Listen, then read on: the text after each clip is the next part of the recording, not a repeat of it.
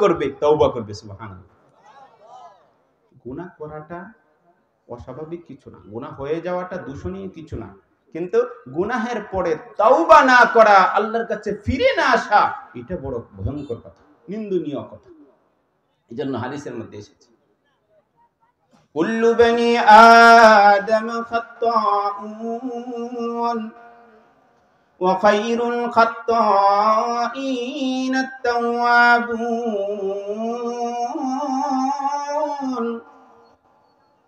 পৃথিবীতে যত মানুষ আছে সমস্ত বনি আদম গুনাহগার, গুনাহগার।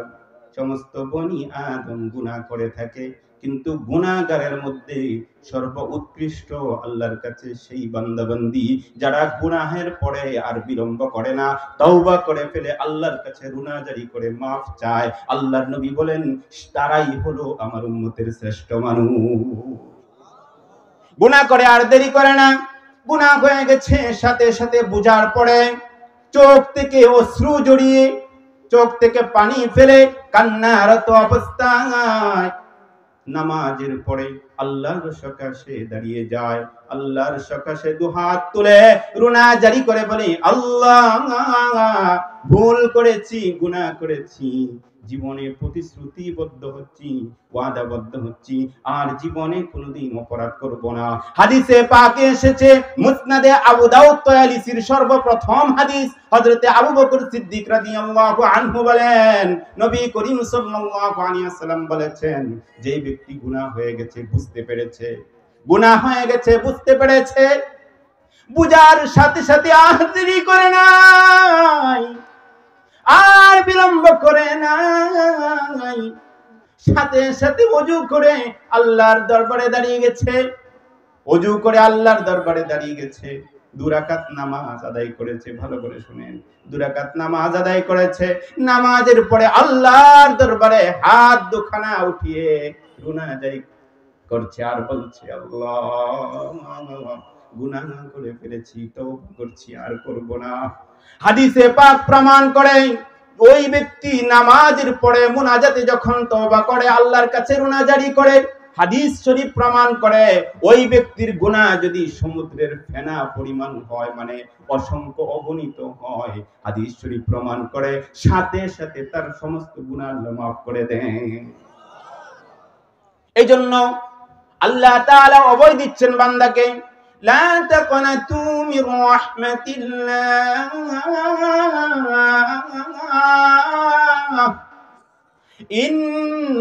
ইন্নাল্লাহা ইয়াগফিরুয-যুনুবা জামিআ। অপর আয়াতে আল্লাহ বলেন, ওয়ালা তাইআসু মির রাহমাতিল্লাহ ইন্নাহু লা ইয়াইআসু মির রাহমাতিল্লাহি ইল্লাল কওমুল কাফিরুন।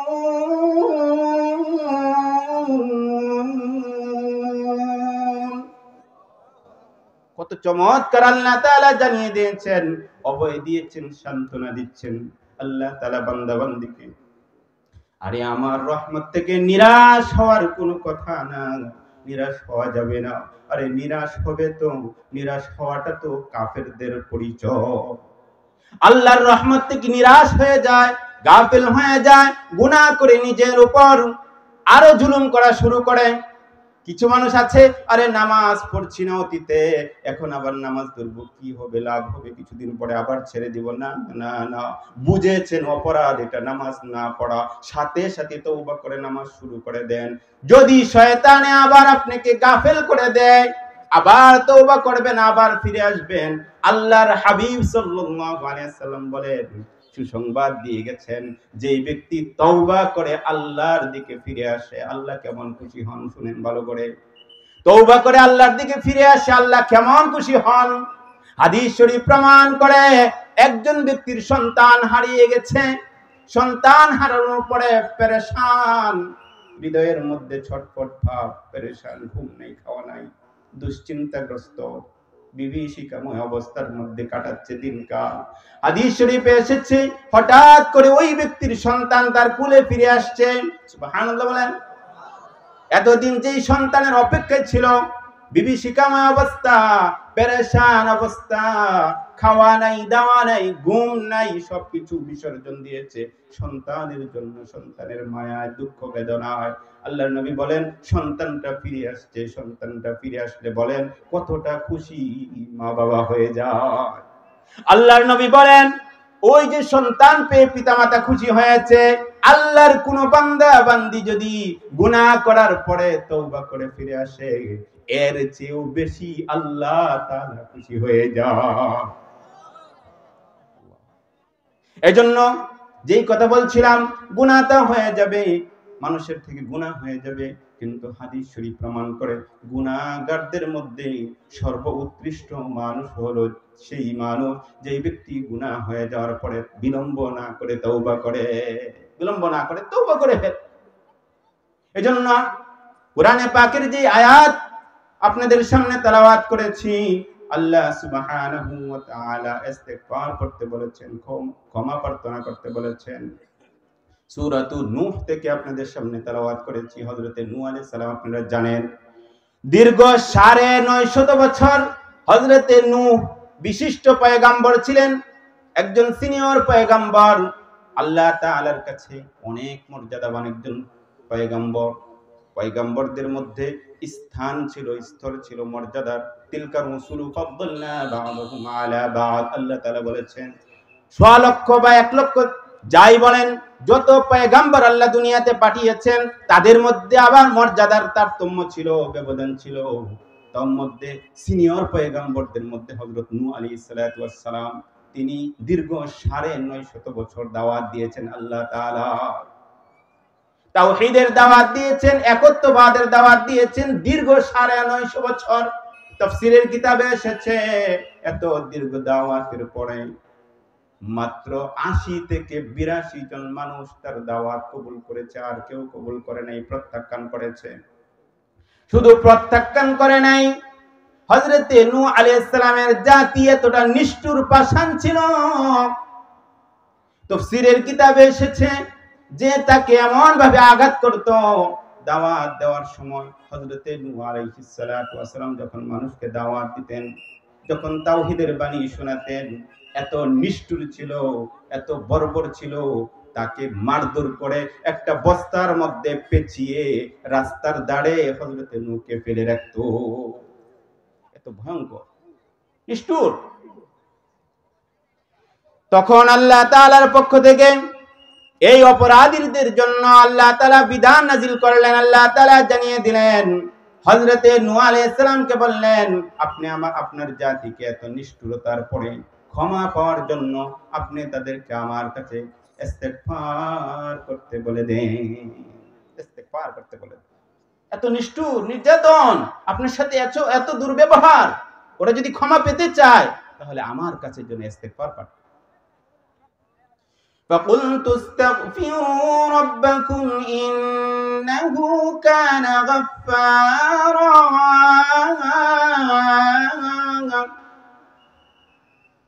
يُرْسِلِ السَّمَاءَ عَلَيْكُمْ مِدْرَارًا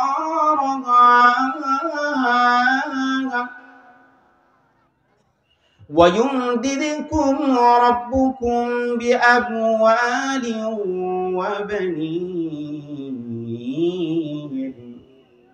وَيَجْعَلْ لَكُمْ أَنْهَارًا। আল্লাহ তাআলা বলেন, ইস্তিগফার পাঠ করলে কি লাভ হবে এখানে দেখেন।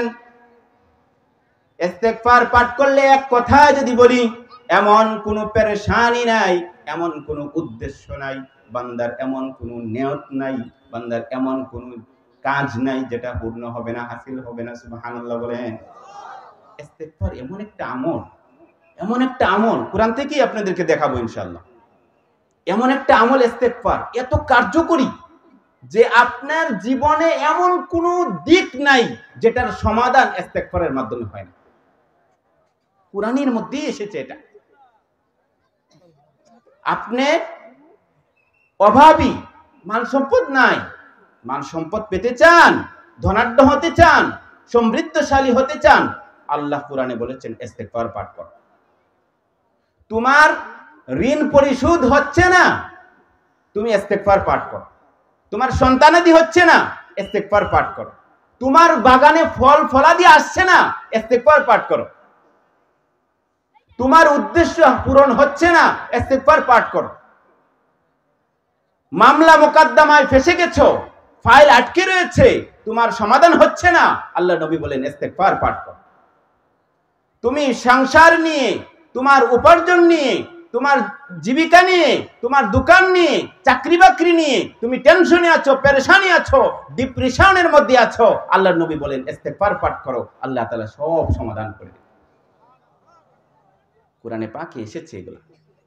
ফাকুলতু আস্তাগফিরু রাব্বাকুম ইন্নাহু কানা গাফফারা।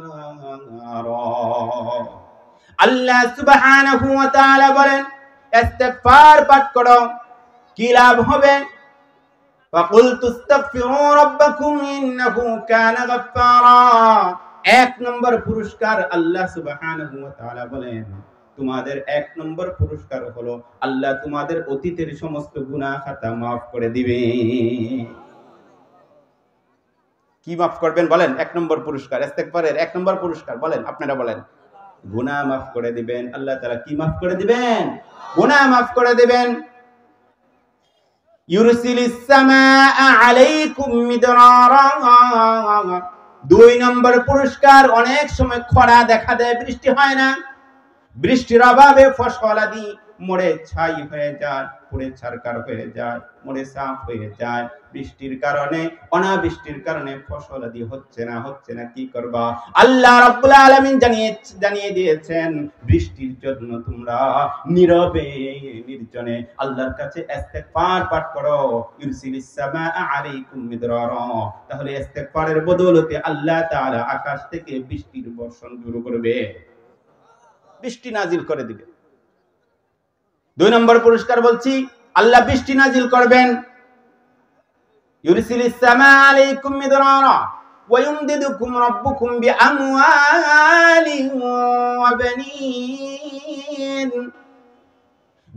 তিন নম্বর পুরস্কার আল্লাহ বলেন, অভাব অনাটন তোমার পিছু ছাড়ছে না, অভাবে পড়ে আছো, অর্থ সম্পদ নাই, মানুষের সামনে তোমার কোনো মর্যাদা নাই, অর্থ সম্পদ নাই, টাকা নাই, টাকা পয়সা নাই, সমাজে তোমার কোনো মূল্য নাই। কি বলেন? আছে? সমাজে টাকা পয়সা ছাড়া, মামু ছাড়া মূল্য তো নাই। সমাজে তো এখন টাকা পয়সা ছাড়া কোনো দাম নাই। যার টাকা বেশি আছে তার কি আছে বলেন? মূল্য আছে। হায় আফসোস, এখন বৈধ পথে হোক আর অবৈধ পথে হোক, টাকা আছে তো তার মাশাআল্লাহ মর্যাদা আছে। টাকা পয়সা নাই, ঘরের লোকেরা আপনাকে পছন্দ করে না, ঘৃণা করে, টাকা পয়সা নাই। অথচ টাকা দিয়ে সম্মান কেনা যায় না। সম্মান আল্লাহর কাছে পেতে হলে ইন্না আকরামাকুম ইনদাল্লাহি আতকাকুম। আরে সম্মান কারা পাবে? আল্লাহর কাছে কারি কারি টাকা আছে, তার কোনো মর্যাদা নাই, তার কোনো মূল্যায়ন নাই। আল্লাহর কাছে সম্মানিত মর্যাদাবান সেই ব্যক্তি, আল্লাহ নিজে ঘোষণা করে দিয়েছেন, যার অন্তরের মধ্যে তাকওয়া বেশি, আল্লাহর ভয় বেশি, আল্লাহর ভয় যার অন্তরে বেশি, আল্লাহ সুবহানাহু ওয়া তাআলা বলেন সবচেয়ে প্রিয় বান্দা বান্দি হলো সে আমার কাছে বেশি। যার অন্তরের মধ্যে তাকওয়া মানে আল্লাহর ভয়। দোকানদারি করছে, কম দিলে মানুষে বুঝে না, আল্লাহ তো দেখছেন। ফাইল স্বাক্ষর করবে এই সময় চেয়ে বসে 10,000, 20,000, 50,000 টাকা লাগবে স্বাক্ষর করতে। কোন জায়গায় লাগে 1 লাখ, 2 লাখ দিতে হবে, ফাইল স্বাক্ষর হবে না। কিন্তু সে জানে দুনিয়ার মধ্যে আমাকে ধরার মতো কেউ নাই, কিন্তু মনে মনে ভাবে যদি আমার আল্লাহ উপর থেকে দেখছেন, এটার নাম তাকওয়া। মানুষকে সম্পদ গ্রাস করে, মানুষের সম্পদ গ্রাস করে বুঝতে পারে না, সে বুঝে যে মানুষে বুঝবে না, কিন্তু সে মনে মনে চিন্তা করে আমার আল্লাহ তো আমাকে দেখছে। রাতের আধারে মোবাইলটুকু সামনে, মোবাইলটার সামনে নেটও আছে, ইন্টারনেটও আছে, এমবিও আছে, রাতের আধারে সবাই যখন ঘুমের ঘরে বিভোর, সে ওই সময় জানে এখন যদি মানে নোংরা ছবি দেখে, আবার এখন যদি খারাপ সিনেমা দেখে, এখন যদি অশ্লীল কোনো কিছু দেখে, না তার মা বাবা জানবে, প্রতিবেশী জানবে, বন্ধু বান্ধব জানবে, কেউ জানবে না, কিন্তু ওই সময় মনে মনে চিন্তা করছে আমার এই আধার রাতে তো আমার আল্লাহ তাআলা সজাগ, আমার আল্লাহ সজাগ আছে। লা তাখুযুহু সিনাতুন ওয়ালা নাওম, আমার আল্লাহ সজাগ, না তার তন্দ্রা আছে, না তার নিদ্রা আছে, না তার ঘুম আছে, সদা সর্বদা আমার আল্লাহ জাগ্রত, সবকিছুই দেখছেন, সবকিছুই শুনছেন। ইন্নাল্লাহা সামিউন বাসীর। আল্লাহু আকবার।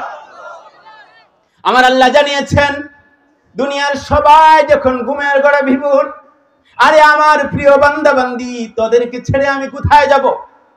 আমার রক্ষণাবেক্ষণ যদি উঠে নেই, তোদেরকে নিমেষেই ধ্বংস করে দেওয়ার জন্য আমার ফেরেশতারা রেডি হয়ে আছে, জীব জানোয়ার রেডি হয়ে আছে। এক মুহূর্তের জন্য যদি আল্লাহ তাআলা জিম্মাদারি উঠায় নেন, দায়িত্ব উঠায় নেন, আমরা যেই পরিমাণে অপরাধ করি, আল্লাহ তাআলার মুহূর্তের মধ্যে এখানে ধ্বংস হওয়ার সময় লাগবে না, সময় লাগবে না। এই জন্য অপর আয়াতে বলেছেন আল্লাহ তাআলা, যদি আল্লাহ তাআলা গুনাহের কারণে মানুষকে পাকড়াও করতেন, গুনাহের কারণে মানুষকে আযাব দিতেন দুনিয়ার মধ্যে, তাহলে দুনিয়ার মধ্যে একটা প্রাণী বসবাস করার সুযোগ পেত না, একটা প্রাণী দুনিয়ার মধ্যে বসবাস করার সুযোগ থাকতো না যদি আল্লাহ তাআলা ধরে ফেলতেন তাড়াতাড়ি। কিন্তু ولكن يؤخرهم إلى أجل مسمى, কিন্তু আল্লাহ এই কথাও জানিয়ে দিয়েছেন, ধরবো না, নির্দিষ্ট একটা সময় তোমাদেরকে বেঁধে দিয়েছি, নির্দিষ্ট একটা সময় আমার জানা আছে তুমি কখন আমার কাছে আসবা। রশি ছেড়ে দিয়েছি, ঘুড়ির মতো উঠছো, আল্লাহ তাআলাকে ডিনাই করে চলছো, আল্লাহর বিরুদ্ধে অবস্থান করে চলছো, আল্লাহর হুকুমকে অমান্য করে চলছো। ঘুড়ি যেমন আকাশে উড়ে মাথা নাড়ায়, মালিককে বুঝায় আর আসবো না, বহুদূর চলে এসেছি, তোমার কাছে আর আমি ধরা দিব না। ঘুড়ি মাথা নাড়িয়ে যেমন বলে মানুষকে, মালিককে বুঝায় বহুদূর চলে এসেছি, তোমার নাগালের বাহিরে আমি চলে এসেছি, আর আমাকে ধরতে পারবা না। কিন্তু মালিক যখন সুতায় টান দেয়, বলেন না আপনারা, সুতায় যখন টান দেয়, ঘুড়ি কি ওইখানে থাকতে পারে কি পারে না? পারে না। আল্লাহ তাআলাও জানিয়ে দিয়েছেন, করতে থাকো, ইফআলু মা শিতুম, করতে থাকো। কি করছো? আমার বিরুদ্ধে চলছো, আমার বিরুদ্ধে অবস্থান করছো, লেখনীতে আমার বিরুদ্ধে প্রকাশ করছো, বলা বক্তৃতার মধ্যে আমার বিরুদ্ধে অবস্থান করছো, কার্যত আমার বিরুদ্ধে অবস্থান করছো। শুনে রাখো, এইটা একটা নির্দিষ্ট সময় পর্যন্ত দিয়েছি সুযোগ। যখন পাকড়াও করব, যখন সময় আসবে, فإذا جاء أجلهم لا يستأخرون ساعة ولا يستقدمون। কিন্তু শুনে রাখো, নির্দিষ্ট সময় আছে, নির্দিষ্ট ক্ষণ আছে, নির্দিষ্ট একটা টাইম আছে। এই সময় যখন তোমার ফুরিয়ে যাবে, শেষ হয়ে যাবে, সময় যখন শেষ হয়ে যাবে, তোমাকে এক মুহূর্ত থাকার জন্য সুযোগ দেওয়া হবে না। কুরআনে পাকে সূরাতুল ইয়াসিন আপনারা পড়ে থাকেন, فلا يستطيعون توصية ولا إلى أهلهم يرجعون। একজন মানুষের কাছে যখন তার মৃত্যুর পরোয়ানা চলে আসবে, মৃত্যুর আমলনামা যখন চলে আসবে, মৃত্যুর চিঠিখানা যখন চলে আসবে, একজন মধ্যে পথিক ছিল, মুসাফির ছিল, যাত্রী ছিল, বিবাহের যাত্রী, সবকিছু গুছিয়ে গাড়িটুকু সাজিয়ে নতুন বর নতুন জামাই সেজে সে শ্বশুর বাড়ির দিকে রওনা হয়েছে। কিন্তু সে তো জানে না এই সফর আমার বিবাহের সফর না, এই সফর আমার বিবাহের সফর না, আমার শেষ সফর। সে তো জানে না এটা আমার বিবাহের সফর না, আখেরি সফর হতে চলছে, সে তো জানে না। এই জন্য খুব ফুর্তি করে, আমোদ প্রমোদ করে সে গাড়ি সাজিয়ে বন্ধু বান্ধবকে নিয়ে রওনা হয়। জানা কিছুক্ষণ পরেই যে হযরত আজরাইলের সাথে তার মুলাকাত হয়ে যাবে জানে না। যদি জানতো ওদিক থেকে ওই কন্যাকে সাজানোর কথা বলতো না, ওদিক থেকে শ্বশুরালয়ে খবর পাঠাতো না, ওইদিক দিয়ে সাজগোজের ব্যবস্থা করার জন্য বলতো না। যদি জানতো যে প্রতিমধ্যে হযরত আজরাইলের সাথে সাক্ষাৎ হয়ে যাবে, যেহেতু জানা নাই সফর করছে মাত্র আর 1 কিলোমিটার বাকি, ওই শ্বশুর বাড়ির মধ্যে পৌঁছার জন্য আর মাত্র 1 কিলোমিটার বাকি। ওই হাজির হয়ে গেছে হযরত আজরাইল, হাজির হয়ে গেছে, মুলাকাত হয়ে গেছে। ওইখানে 17 জন যাত্রী ছিল, 17 জনের মধ্যে যাদের সময় শেষ 15 জনেই মারা গেছে, একজন মাত্র বাকি রয়েছে। কেন বাকি রয়েছে? ওই যে ফাইদা জাআজালুহুম লা ইস্তাখিরুনা সাআতান ওয়া লা ইস্তাকদিমুন, যার সময় শেষ হয়ে যাবে তাকে আর সুযোগ দেওয়া হবে না। 17 জনের মধ্যে 15 জনের সময় শেষ, তো বিদায় নিয়েছে, সাথে সাথে দুনিয়া থেকে বিদায় নিয়েছে। আর আল্লাহ বলেন সময়ের 1 মুহূর্তেও আগেও তোমাকে নেওয়া হবে না। ওই যে 15তম ব্যক্তি, 17তম ব্যক্তি যার মৃত্যু হয় নাই, তার মানে হলো তার এখনো সময় আসে নাই, সে এখনো বেঁচে থাকে। এজন্য মুহতারাম হাজিরিন, ভালো করে শুনতে হবে, বুঝতে হবে। আল্লাহ তাআলা বলেছেন গুনাহ হয়ে যাবে মানুষ থেকে। যদি গুনাহ না হতো তাহলে এমন একটা জাতি আল্লাহ তাআলা দুনিয়াতে পাঠাতেন, যেই জাতি গুনাহ যদি না করতো উঠায় নিতেন ওই জাতিকে। এমন একটা জাতি আল্লাহ পাঠাতেন যারা গুনাহ করবে, আল্লাহর কাছে তওবা করবে। যেই কথা বলছিলাম ইস্তেগফারের ফজিলত, 1 নম্বর বলছিলাম যে আল্লাহ তাআলা তোমাদেরকে maaf করে দিবেন। 2 নম্বর পুরস্কার, আল্লাহ তাআলা আকাশ থেকে বৃষ্টি নাজিল করবেন। 3 নম্বর পুরস্কার, অভাবে আছো, অভাবের কারণে না সমাজে দাম আছে, না লোকের কাছে, বন্ধু বান্ধবের কাছে দাম আছে, আল্লাহ তাআলা জানিয়ে দিয়েছেন।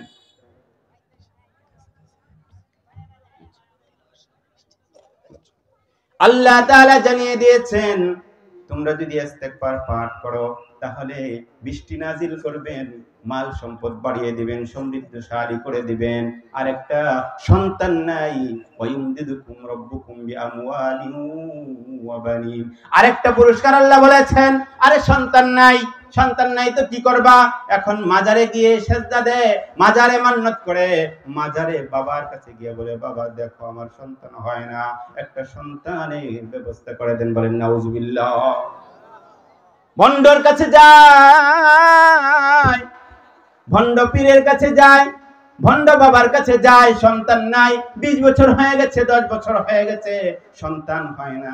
আল্লাহর কাছে রুজু না হয়ে, আল্লাহর দিকে না ফিরে এখন ভণ্ডর কাছে যায়, গিয়ে বলে, ভণ্ড বাবার কাছে গিয়ে বলে একটা সন্তান দেন। আরে না, যখনই আপনি গেছেন ভণ্ডর কাছে সন্তানের জন্য, আপনি একটা শিরিক মহাকবিরা গুনাহ করেছে। নাউজুবিল্লাহ। বাবা বলে ঠিক আছে, আমার দরবারে চিনি পাকায় দিবি 2 ডে। নাউজুবিল্লাহ বলে, সন্তান হয়ে যাবে। সন্তান কি বাবা দিতে পারবে না পারে না? বলেন না, সন্তান দিতে পারে না? কোশ্চেন কালেও না। বরং সন্তান যে আপনি ওখানে চাইতে গেছেন, এটাই আপনার জন্য কবিরা গুনাহ হয়ে গেছে, শিরিক হয়ে গেছে। ইন্না শিরকা লাযুলমুন আযীম। আল্লাহ তাআলা বলছেন শিরিক বিরাট বড় অন্ধকার হয়ে দাঁড়াবে তোমার বিরুদ্ধে। ওয়াজাল লাকুম আনহারা, তোমাদের নহর যেগুলো বন্ধ আছে, নদ নদী শুকিয়ে আছে, খাল বিল শুকিয়ে আছে। আল্লাহ বলেন শুকিয়ে আছে, বন্ধ নদীগুলো চালু করার জন্য আল্লাহর কাছে ইস্তেগফার পাঠ করো। আল্লাহ তাআলা ইস্তেগফারের বদৌলতে তোমাদের বন্ধ নদীগুলো চালু করে দিবে।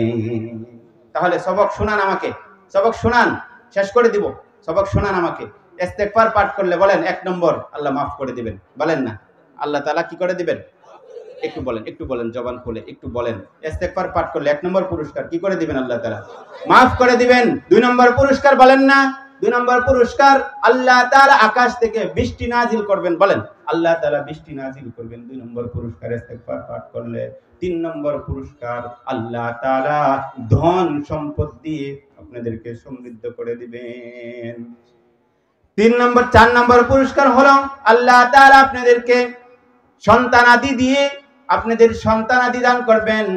যাদের সন্তানাদি নাই বাবার কাছে যাবেন না, ভন্ডর কাছে যাবেন না, মাজারে যাবেন না। ইস্তেগফার পাঠ করেন, ধীরে ধীরে ইস্তেগফার পাঠ করেন। আল্লাহ তাআলা ইস্তেগফারের বদৌলতে সন্তান দান করবেন। আর আল্লাহ তাআলা বলেন তোমাদের বাগ বাগিচায় ফসল আসে না, ডকি আছে না, মাটির পাতিল বেঁধে রেখে ওইখানে যেমন ফসলাদি হওয়ার জন্য, না না এটা করবেন না। ইস্তেগফার পাঠ করেন, আল্লাহ বলেন তোমাদের ফসলাদি আল্লাহ তাআলা উৎপন্ন করে দিবেন, বন্ধ নদীগুলো চালু করে দিবেন। এই জন্য বেশি বেশি ইস্তেগফার পাঠ করব কি না বলেন আপনারা? ইস্তেগফার পাঠ করবেন তো ইনশাআল্লাহ? ইস্তেগফার পাঠ করবেন তো ইনশাআল্লাহ? আল্লাহ সুবহানাহু ওয়া তাআলা যা কিছু বললাম, বলনেওয়ালা শুননেওয়ালা সবাইকে